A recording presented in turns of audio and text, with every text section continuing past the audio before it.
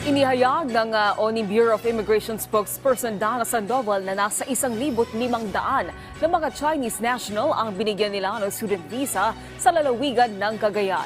Sa bagong Pilipinas ngayon, sinabi ni Sandoval na mula sa nasabing bilang, 400 lang ang on-site. Ibig sabihin ito lang yung pisikal na pumapasok sa isang universidad sa nasabing lalawigan. Giit pa ni Sandoval, nagbibigay lang sila ng student visa kung ito ay inendorso ng isang universidad o paaralan at aprobado ng Commission on Higher Education.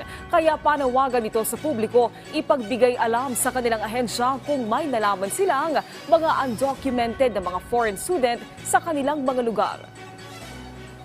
Always report it po to the Bureau of Immigration. We have our helpline, facebook.com/immigration.helpline.ph upang i-report niyo po yung mga pangalan, yung mga identity, yung mga information about illegal aliens in your area para matugis na po natin itong mga ito.